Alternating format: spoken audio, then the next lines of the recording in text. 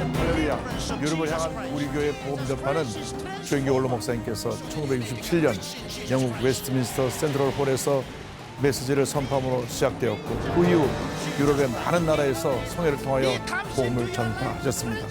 저 또한 목사님의 뒤를 이어 유럽의 여러 나라에서 성회를 인도하고 성도 여러분과 함께 유럽 복음화에 최선을 다하고 있습니다.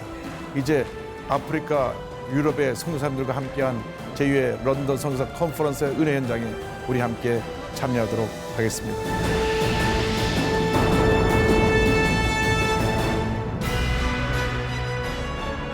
(19세기) 해가 지지 않는 나라로 불렸던 영국은 전 세계로 영토를 확장시켰습니다. 이때 영국의 리빙스턴 선교사, 허드슨 테일러 선교사, 토마스 선교사 등은 영국을 떠나 전 세계로 나가 하나님의 복음을 전했습니다. 그러나 이슬람의 확산과 영적 침체의 문제는 커져가고 있습니다. 지난 31일 이영훈 목사는 제2회 선교사 컨퍼런스를 위해 영국의 수도 런던에 도착했습니다. 컨퍼런스에 앞서 웨스트민스터 사원을 방문했습니다. 감리교 본부에서 세계 평화를 위해서 유엔이 창설되어서 굉장히 깊은 영적인 의미가 있습니다.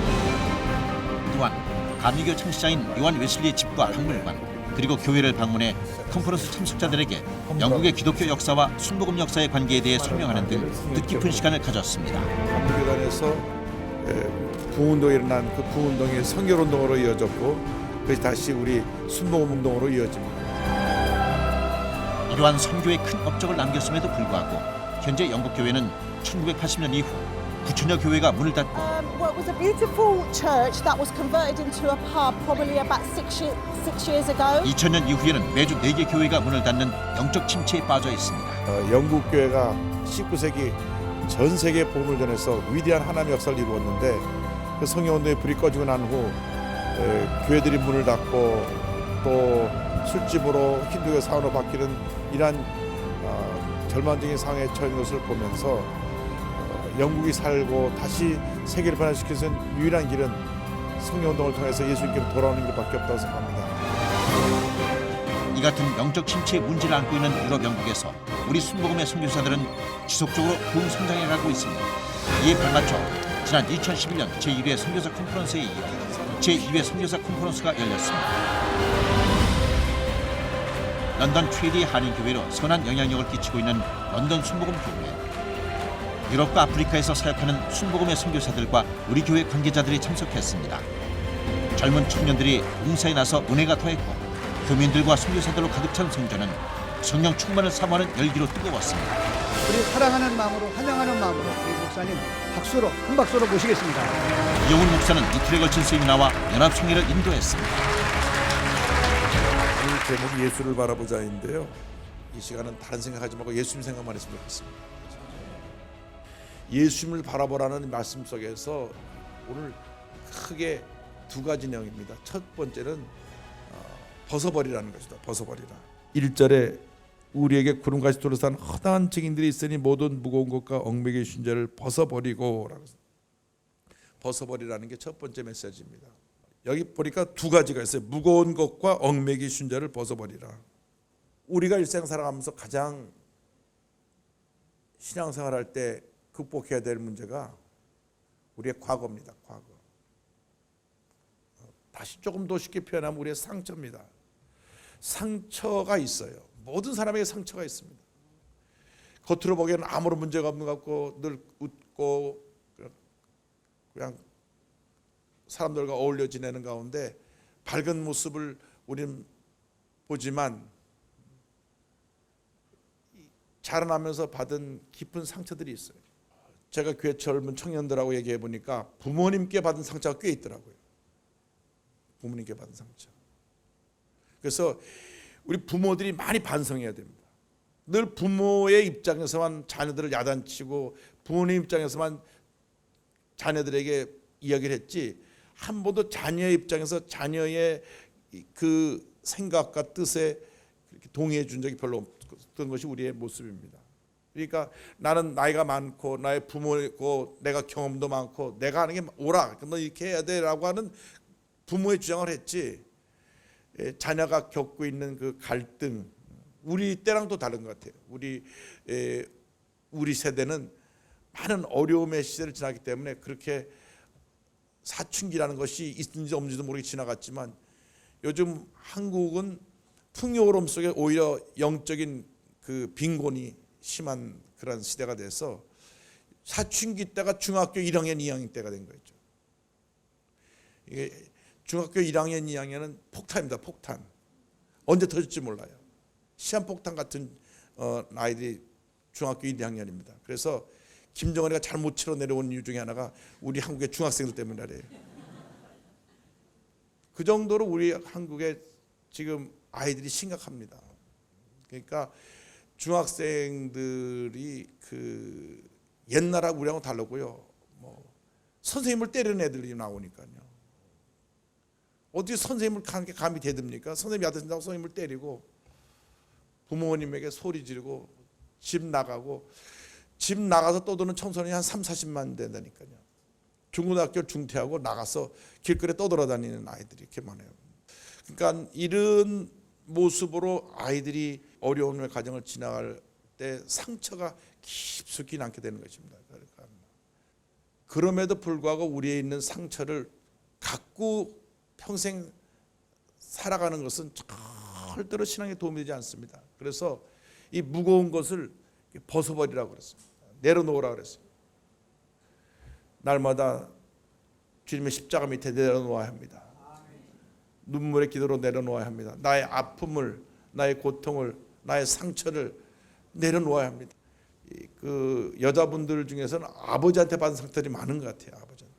교회 구역장님이 한 자매님을 전도해 왔는데 어릴 때 워낙 아버님한테 상처를 많이 받아가지고 그 교회 와서 하나님 아버지 하는데 아버지 자만 하면 벌떡벌떡 일어나는 거예요. 그 설교 듣다가도 아버지 하면 아버지 막 분노해가지고 그 하나님이 아니고 그 너희 아버지 하나님 아버지라도 아버지 자만 들으면 막 상처가 돼가지고 그래서 그 옆 구역장님이 아버지 자만 하면 확 붙들고 있어요. 아버지 자만 하면 확 흥분해갖고 일어나니까 그런 상처들이 있어요. 근데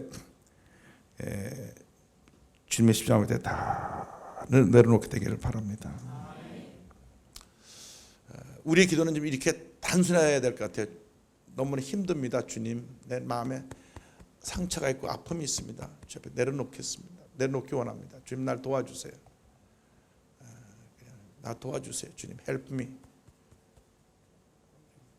주님, 내 힘으로 감당할 수 없으니 좀 저를 도와주세요. 그 미국 대통령 그 선서할 때 성경책에 선서할 때 맨 마지막 단어가 마지막 말이 so help me가 내가 대통령으로 이제 미국을 다스리는데 so help me가 내 힘이 부족하니까 하나님 나 도와주세요. 그래서 우리에게도 항상 so help me가 하나님 나 도와주세요. 나는 못합니다. 힘듭니다. 어렵습니다. 주님 나 도와주세요. 내 마음을 내가 컨트롤할 수가 없습니다. 그러니까 이러한 상처들이 깊은 사람들이 자주 분노하고 그리고 대인관계에 어려움이 있습니다. 지뢰를 밟지 말라 그런 말이 있어요. 언제 지뢰를 밟을지 몰라요. 보통 멀쩡하다가 어때 한번 지뢰 잘못 밟으면 팍 터집니다.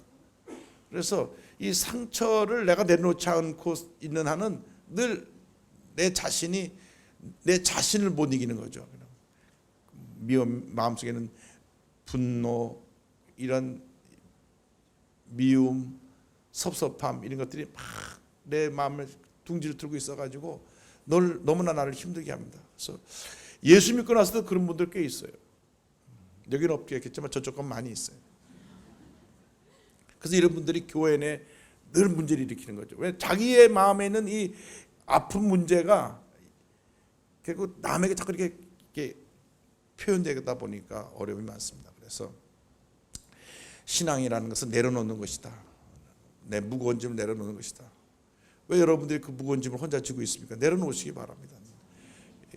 여러분의 과거의 모든 지금까지 나를 힘들게 하고 어렵게 했던 그 짐을 내려놓아야만 내가 자유로울 수가 있습니다.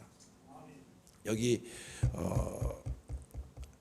히브리서 12장에 나온 그 표현은 마라톤 경주하는 사람이 이제 경주장에 뛰어들어 와서 맨 마지막에 한 바퀴 돌고 꼬린점으로 가는데 그때 뭐 스테디움에 모든 사람들이 있어서 막 환호하는 그 장면을 생각하면 됩니다.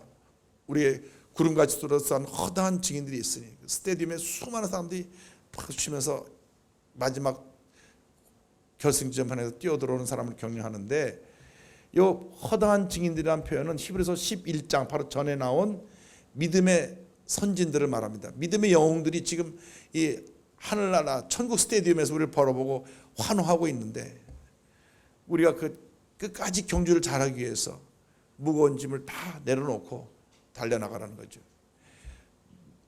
마라톤 하는 사람이 무거운 거 메고 달리는 사람이 어디 있습니까? 가장 간편한 차림으로 달리는 것처럼 여러분이 신앙생활하면서 우리가 천국까지 마라톤 경주를 하는데 내려놔야 돼요. 무거운 짐을 내려놓기를 바랍니다. 오늘 이 밤에 여러분이 지워왔던 모든 짐을 다 내려놓고 가시기 바랍니다. 도로 갈 때 도로 짊어지고 가지 마시고 정말 내려놔야 돼요. 내려놓은 다음에 잊어버려야 돼요. 그런데 이상하게 상처라는 것은 내려놓은 것 같은데 또 기억나서 또 나를 괴롭게 하고, 또 기억나서 또 나를 기억하고, 이런 아픔이 끊임없이 나를 힘들게 합니다. 그래서 주님 너무 힘듭니다. 주님 나 도와주세요. 나의 무거운 짐을 다 내려놓습니다. 주님께 맡기면 주님께서 그 문제를 해결해 주십니다. 무거운 것이 있고요, 또 하나는 얽매기 쉬운 죄가 있습니다. 우리가 갖고 있는 연약함이 있습니다. 다 강한 것 같은데 어느 사람은 성격적인 연약함에서 화를 잘 내요. 화를 하루에 10대번씩 내는 사람이 있습니다. 아무것도 아닌데 그 사람은 화를 잘 내요. 근데 화 잘 내는 사람의 특징이 뭔지 아세요? 돌아서면 잊어버리는 거예요. 화를 확 내놓고 나서 그다음에 난 돌아서면 잊어버려. 이미 화를 내서 상대편에게 상처를 줬는데도 불구하고 본인은 화내고 잊어버리는 거죠. 이게 얽매기 쉬운 자기의 연약함입니다. 어떤 사람은 물질 문제에 연약한 부분이 있어요. 또 어떤 사람은 어떤 이성 문제에 연약한 사람이 있고요. 다 약점들이 있습니다. 근데 이것을 주님 앞에서 습관적으로 거짓말을 진짜처럼 하는 분 봤어요. 가만 들으면 진짜 같은데 나중에 보면 거짓말이에요. 근데 진짜 그 말을 들을 땐 진짜 같아요. 참 진짜처럼 말을 해요. 근데 이거는 습관성으로 얽매기 쉬운 죄에 빠질 수 있기 때문에 우리가 늘 자신을 돌아보면서 이것을 벗어버려야 됩니다. 벗어버리라고 하는 것은 의지적으로 나의 결단이 필요한 겁니다. 이제 내가 화내지 않겠다. 이제 내가 늘 진실된 말만 하겠다. 이제 내가 필요 없는 일에 욕심을 갖지 않겠다. 과감하게 벗어버릴 수 있게 되기를 바랍니다. 그래서 첫째로 벗어버리라. 두 번째로 인내로서 경주하라는 것입니다. 인내로서 우리 앞에 당한 경주를 하라는 것입니다. 우리가 달려갈 때 마라톤이 42.195km를 달려가잖아요. 제일 중요한 것은 이 절반쯤 가고 나서 대부분 누구나 예의 없이 이 마라토너들이 생각하는 것은 이제 그만 뛰었으면 좋겠다 한대요. 한 20km밖에 안 뛰었는데도 아직 절반쯤 와서 이제 절반입니다 하면 지금까지 뛴 만큼 또 뛰어야 돼. 그래서 이제 그만 뛰었으면 좋겠다. 포기하고 싶은 마음이 많이 나와서 절반을 넘어가면서부터 상당수가 포기를 하는데, 성경은 인내로서 우리 앞에 이 당한 경주를 끝까지 완주하라는 것입니다. 여러분 신앙생활 할 때 아무리 힘들고 어려도 포기하면 안 됩니다. 어떤 경우에도 절대로 포기하면 안 돼요.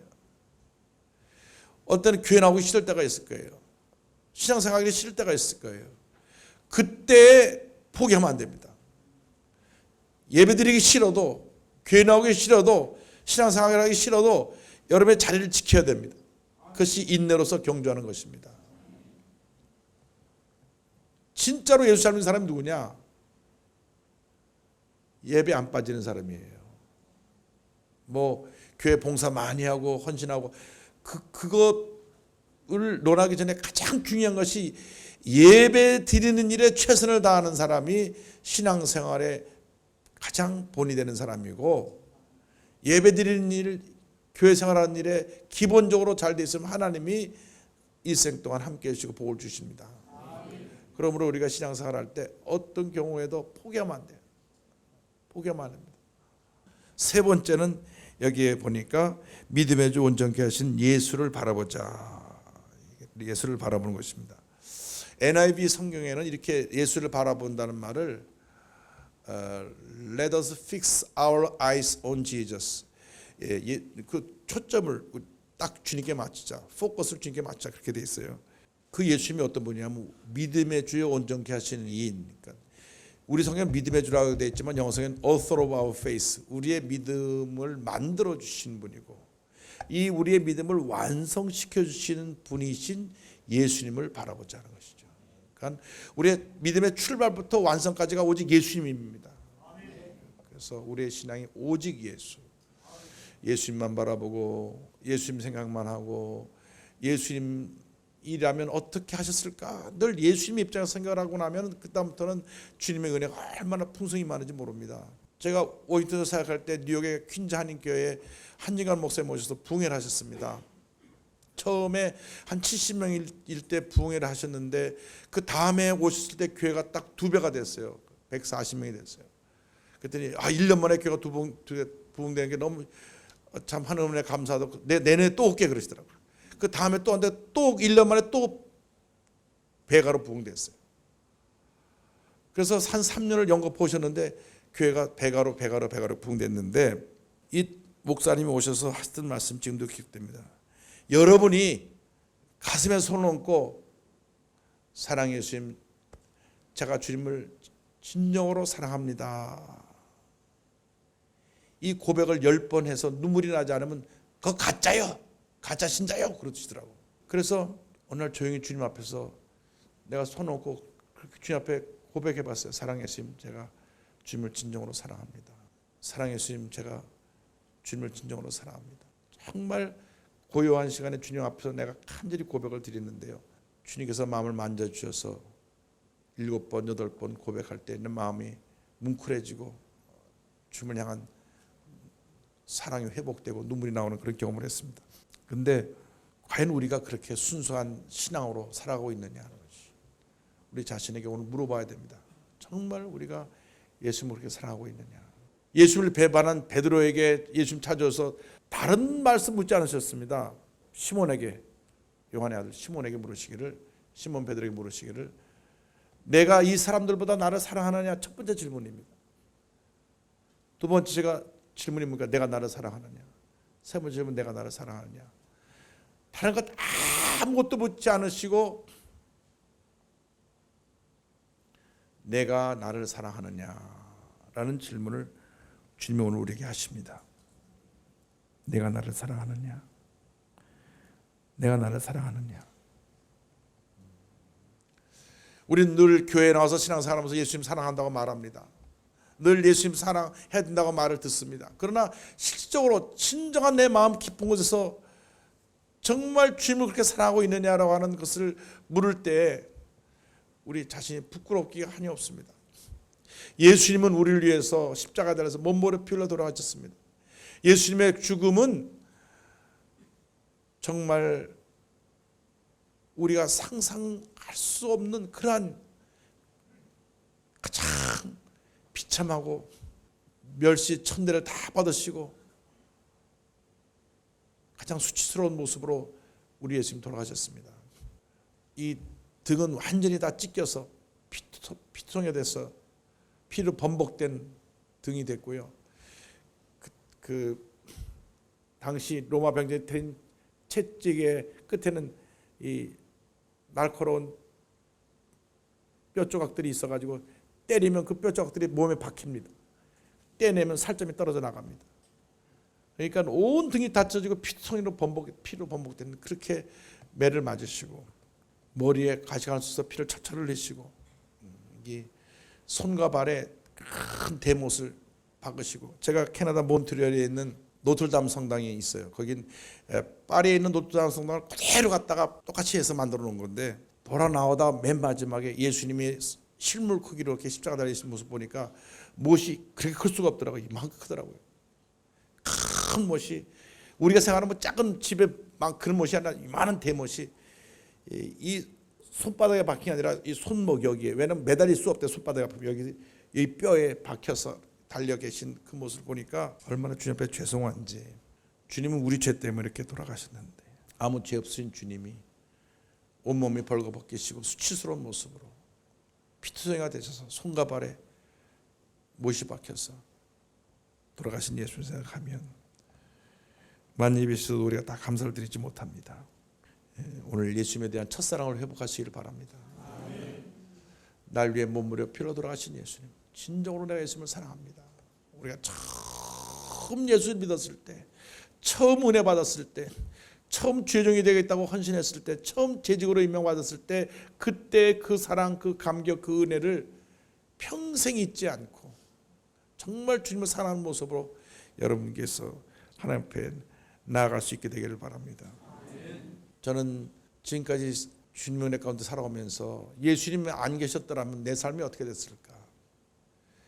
예수님이 안 계셨더라면 내 삶은 참 주님 앞에서 부끄럽고 보잘것없고 그냥 평범하게 무가치하게 흘러갔을 인생이었는데 예수님 때문에 인생이 가장 주님 안에서 의미 있고 보람되고 예수님 안에서 행복할 수 있었고 예수님 때문에 내가 하는 일에 대해서 정말 열심을 다해서 사명 감당할 수 있게 되었고 부족함에도 불구하고 연약함에도 불구하고 실수가 많았음에도 불구하고 부끄러운 주님 앞에 죄인임에도 불구하고 늘 사랑하시고 또 용서하시고 또 용서하셔서 오늘까지 이끌어오신 주님 생각할 때 감사받게 될 것이 없습니다. 설교 후 이어진 통성기도 시간. 참석자들은 성령 충만과 세계 선교를 위해 눈물로 간절히 기도했습니다. 말씀처럼 성령 충만을 받고 그 능력을 가지고 하나님과 함께하는 귀한 사역 감당하겠습니다. 이런 하나님을 향한 그런 사랑과 열정이 더 넘쳐나시는 그런 바람입니다. 특별히 컨퍼런스 기간 중 선교사들을 위로하고 격려하는 뜻깊은 시간도 가졌습니다.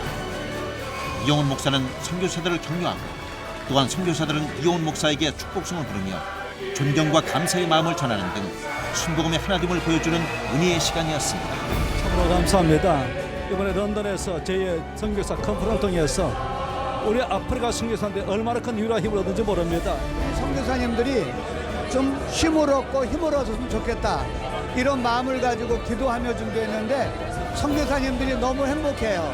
그러니까 저도 너무 좋습니다. 하나님의 귀한 사랑 헌신을 깊이 감사드리고 또 이번 선교사 컨퍼런스를 은혜 가운데 하시 계신 하나님께 모든 영광을 돌립니다. 유럽의 중심 한복판에서 두 팔을 벌리고 부르짖으며 기도와 찬양으로 은혜가 넘친 제2회 선교사 컨퍼런스. 이번 컨퍼런스는 조용기 목사와 이용훈 목사를 중심으로 순복음의 선교사와 성도들이 하나 되는 귀한 시간이었습니다. 텅 빈 유럽 교회들을 순복음의 영성으로 다시 채워가고 있는 우리 순복음의 선교사들. 우리 교회는 성도 여러분들의 기도와 순복음 선교사의 뜨거운 선교 열정으로 유럽 교회를 재건시키고 하나님 나라 확장에 앞장서며 전진 또 전진해 나갈 것입니다.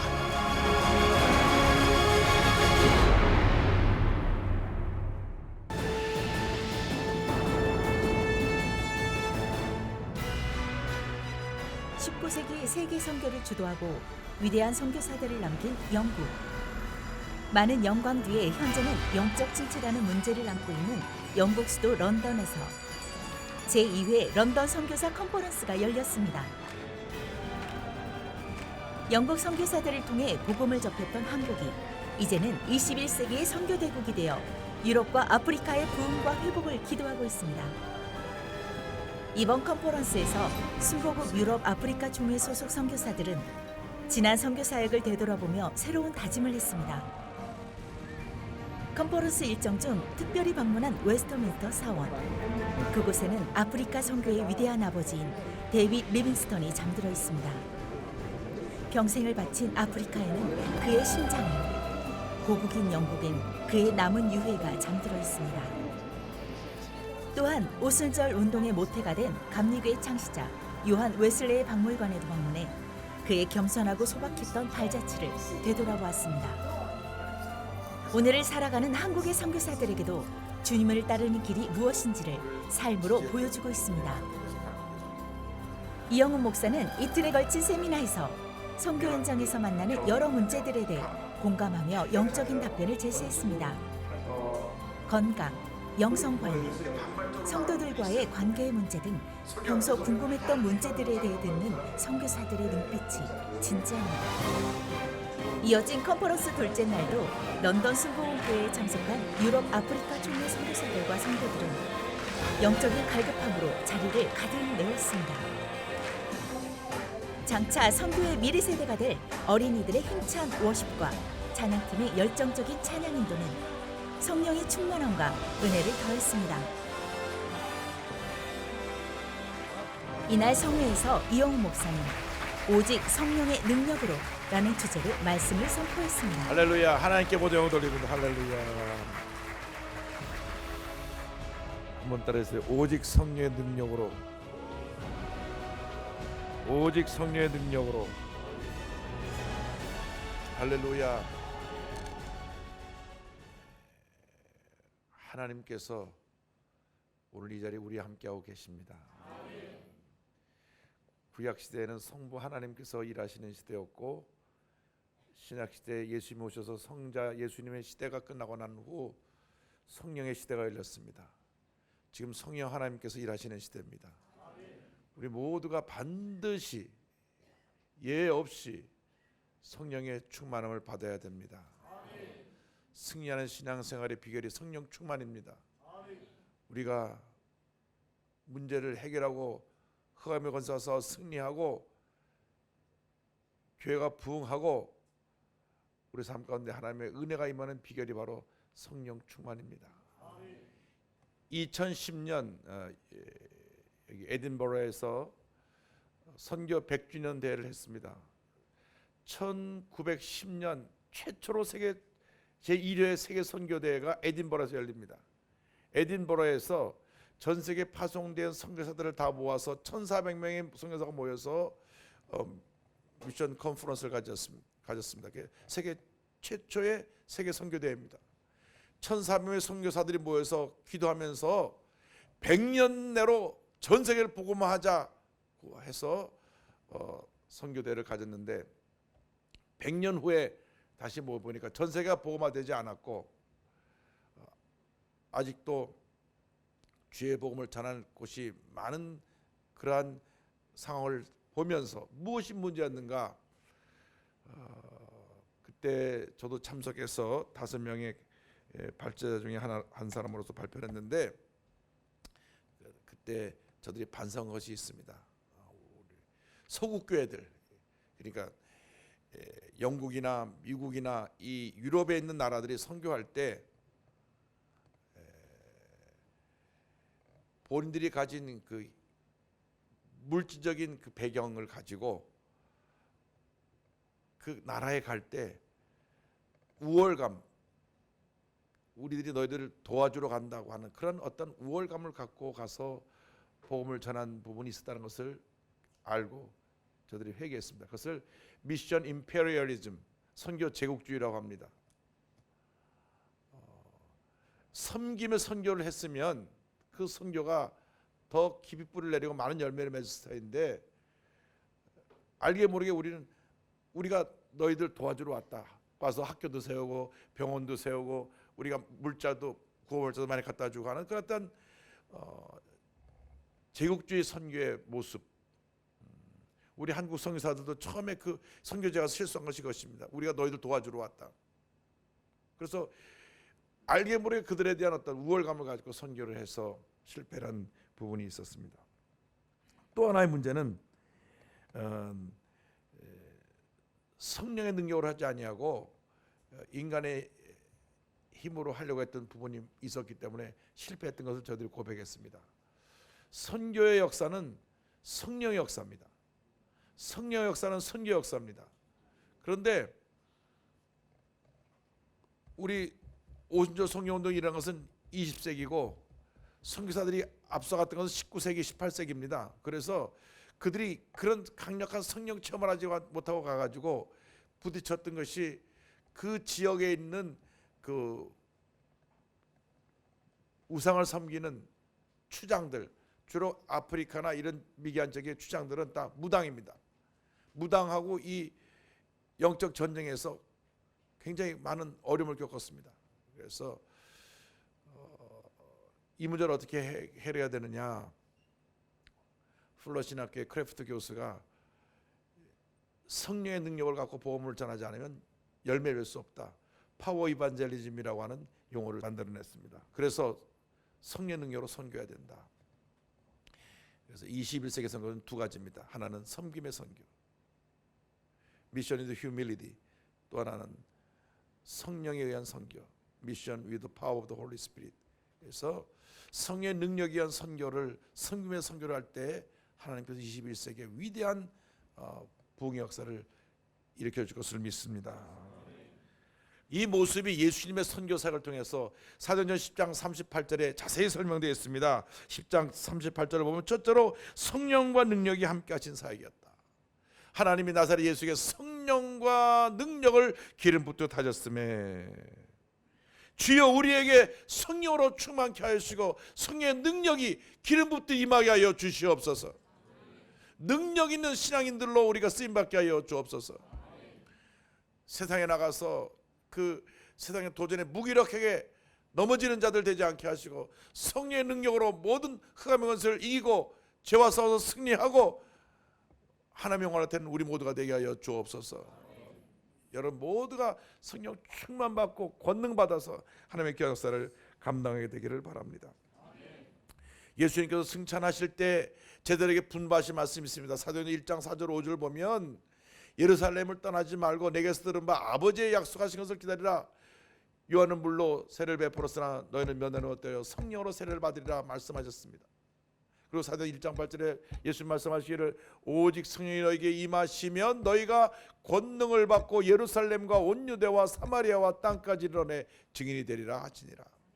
여기 사도행전 1장 8절에서 세 가지 단어를 우리가 주목해야 됩니다. 첫째가 성령이고 둘째가 권능이고 세 번째가 증인입니다. 성령 받으면 권능을 받고 권능을 받으면 증인이 되는 것입니다. 세 개는 같이 가야 되는 것입니다. 성령을 받았다고 하는데 권능을 안 받았으면 성령을 받은 것이 아닙니다. 성령을 받는데 권능을 받았는데도 증인이 안 됐다고 하면 제대로 받은 것이 아닙니다. 성령 받으면 권능을 받는데 왜 권능을 받느냐? 복음의 증인이 되라고 권능을 받는 것입니다. 이 권능이란 말이 헬라어로 두나미스입니다. 두나미스란 말에서 영어 다이너마이트가 나왔습니다. 폭발적인 능력, 성령 받고 폭발적인 능력을 받아서 그 능력을 가지고 복음의 증인으로 쓰임 받게 되기를 바랍니다. 이 증인이란 말도 헬라어로 말투스인데 이 말투스란 말의 의미가 두 가지입니다. 하나는 위트니스, 하나는 증인이고 하나는 마르터, 순교자입니다. 그래서 성령 받고 권능 받으면 목숨 내놓고 복음을 전하는 순교자적인 영성을 가진 복음의 증인이 된다고 하는 것입니다. 여러분이 복음을 적당히 정하는 것이 아니라 목숨을 걸고 전하는 것입니다. 내가 이 복음을 전하다가 내 생명의 위협을 당하고 내가 순교하게 되더라도 복음 전하는 일을 소홀히 할 수 없습니다. 그러므로 여러분 모두가 성령 충만 받고 권능 받아서 내 생명까지 아낌없이 주님께 드릴 수 있는 복음의 증인들이 되시기를 주님의 이름으로 축원합니다. 둘째로 예수님께서 모든 선한 일을 행하셨다고 말씀합니다. 성령의 역사는 우리의 삶의 행위로 증명되어야 합니다. 믿음의 역사는 행위가 꼭 따라야 합니다. 행위가 앞서가면 안 되지만 행위는 꼭 뒤따라가야 합니다. 구원은 믿음으로 받지만 상급은 우리의 선을 행함으로써 받게 되는 것입니다. 우리가 앞서거니 뒤서거니 먼 훗날 다 천국에 가게 될 터인데 천국에서 주님 우리를 맞을 것입니다. 잘하였도다 착하고 충성된 종아, 내가 적은 일에 네가 충성하였으므로 내가 많은 것을 내게 맡기리니 내 주인의 즐거움에 참여할지어다. 주님 말씀하실 터인데 이 상급은 우리의 한 이 선행을 통하여 선한 일을 통하여서 열매 맺게 되는 것입니다. 나사렛 예수에게 성령과 능력을 기름부터 하셨으며 10장 38절 보니까 그가 두루 다니시며 선한 일을 행하시고 착한 일을 행하시고 그랬습니다. 우리의 삶이 우리 이웃에게 이 선함, 착함, 사랑의 행위가 나타나야만 합니다. 우리 주위에 상처 입은 사람들, 연약한 사람들, 힘이 없는 사람들, 가진 것이 없는 사람들, 그 사람들에게 사랑을 펼쳐야 되는 것입니다.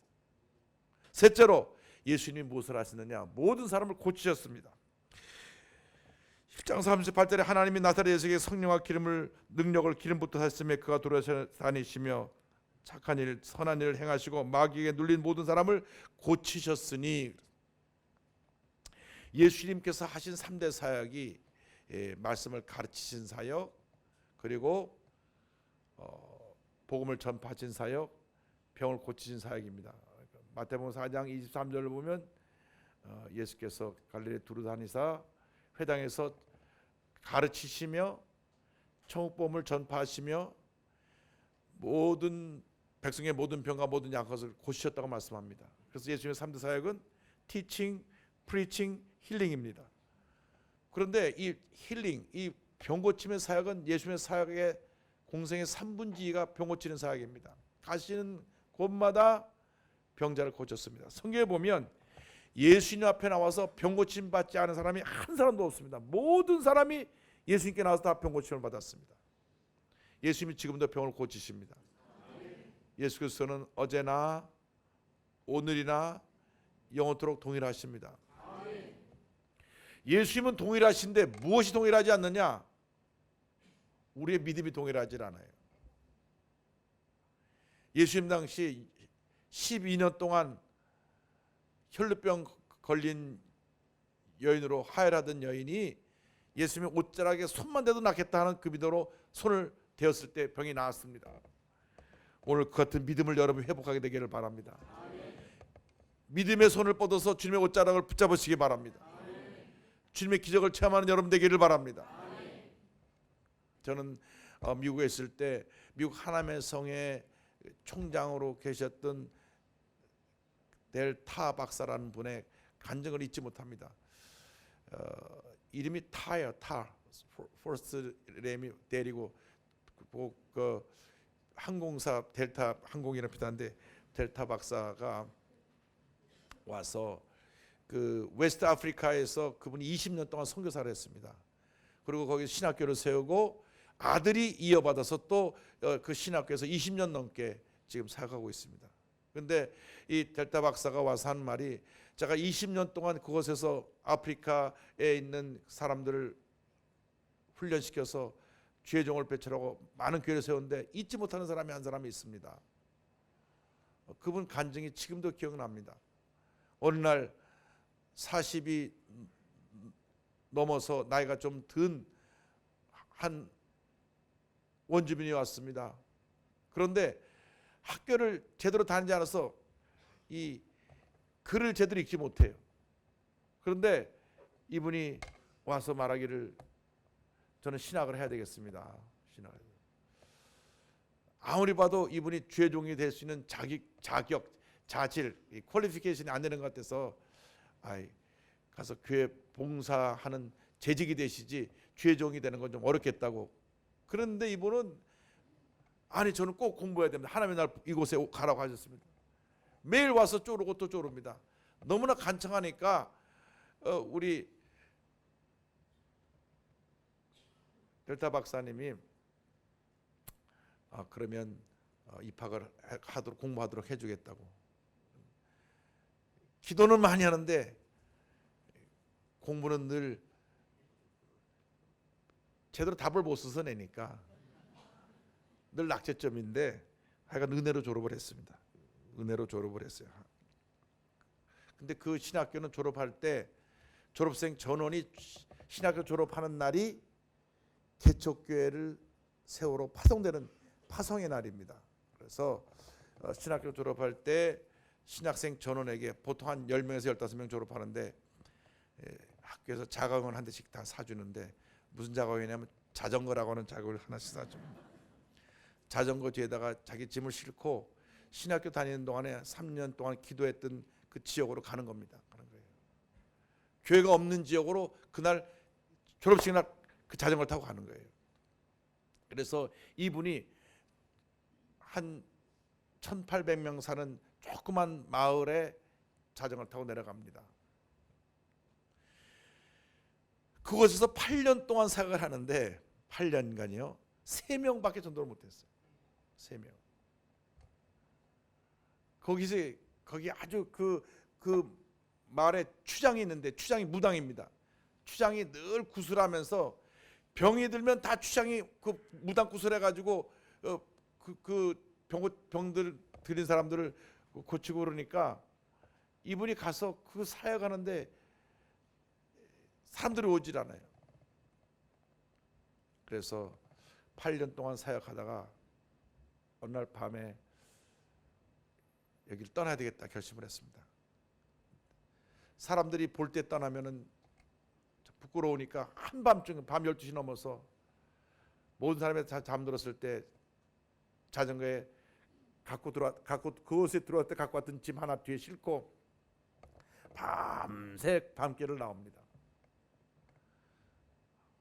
새벽 한 4시쯤 넘어서 이제 마을 쫙 멀리 보이는 그 입구까지 와서 큰 나무 밑에 자전거를 세워놓고 기도합니다. 하나님, 8년 동안 내가 이곳에서 일을 했지만 3명밖에 전도하지 못하고 이것이 하나님의 뜻이 아닌 줄 알고 전 떠나서 다른 곳에 가서 사역하기를 원합니다. 근데 성령께서 말씀하시더래요. 언제 너보러 떠나라 그랬느냐.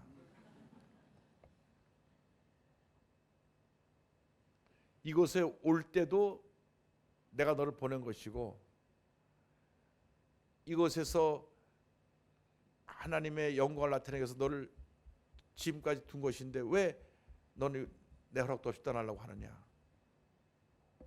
그 자리에서 엎드려 눈물로 회개하기도 하고 다시 자전거를 타고 밤새 들어오는데 이제 해가 이제 아침 동이 틉니다. 그래서 아침 8시 9시쯤 돼서 이제 돌아왔는데 딱 돌아와서 보니까 자기가 있는 집 마당에 무슨 담요로 뭘 둘둘 싸놓은 것이 하나 있더래요.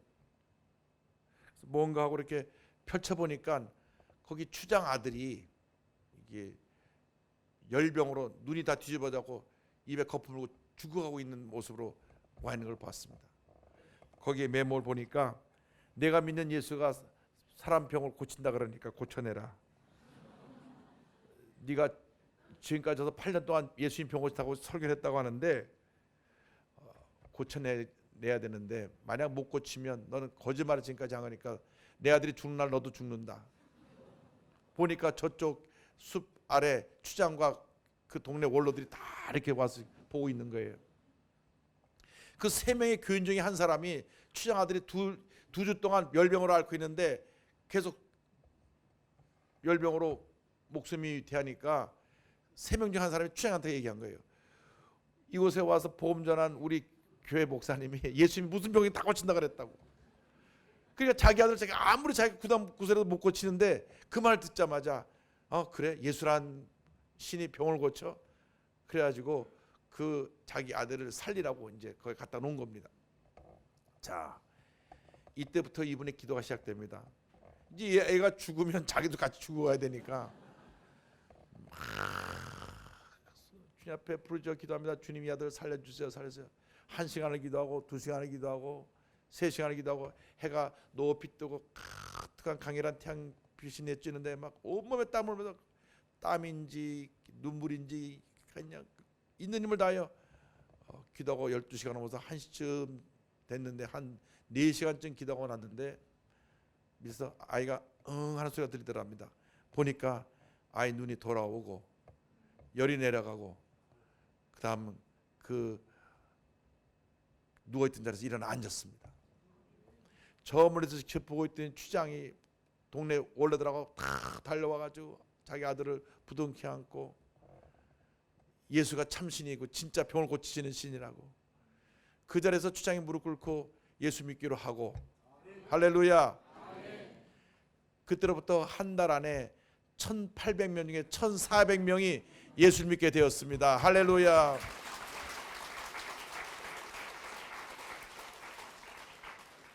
내 힘으로 8년 동안 복음을 전하려고 할 때는 3명밖에 복음을 전하지 못했지만은 성령의 능력이 임해서 성령께서 함께 하셔서 예수님의 병 고치는 사역을 그들에게 보여줌으로 말미암아 한 달 만에 1800명 중에 1400명이 주님께 돌아오고 큰 교회가 그곳에 쓰는 놀라운 역사가 나타났습니다. 제대로 글도 잘 못 읽고 학교 공부할 때 제대로 이해도 못하고 뒤따라서 늘 가장 꼴찌였던 그 분이었지만 나이가 50이 훌쩍 넘어서 나이가 많은 노인에 속한 그런 모습이었지만 나이도 불문하고 그의 지적인 부족함도 불문하고 성령의 능력이 임하니까 그 주장아들이 병을 고침받고 온 동네가 복음화되고 놀라운 부흥의 역사가 일어났던 것입니다. 여러분의 사역에 그런 은혜가 있게 되기를 바랍니다.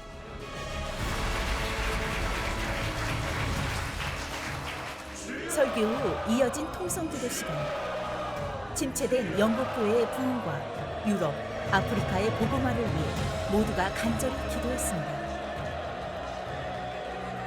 It was an excellent conference and the word was very powerful and a lot of good information regarding missions. I was very encouraged with regards to understanding more about missions, what it's about, the history of missions, and also gaining insight into the major role that Korea has played in missions around the world and how Korea is leading in missions, which is encouraging for me as someone that evangelizes and missions, does missions around Europe. So it's given me great confidence. 이번 런던 제2회 선교사 대회를 통해서 제가 너무나 큰 감동을 받았습니다. 특별히 우리 목사님의 말씀을 통해서 진정 성령의 사람이 어떤 사람의 삶을 살아야 되는지에 대해서 한번 알게 됐었고요.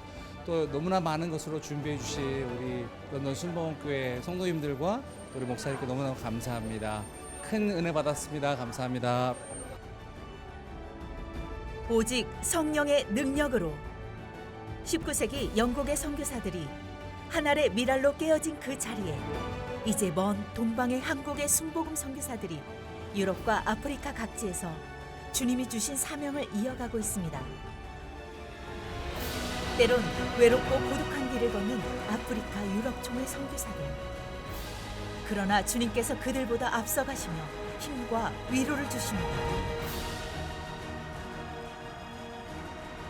잘하였도다 착하고 충성된 종아.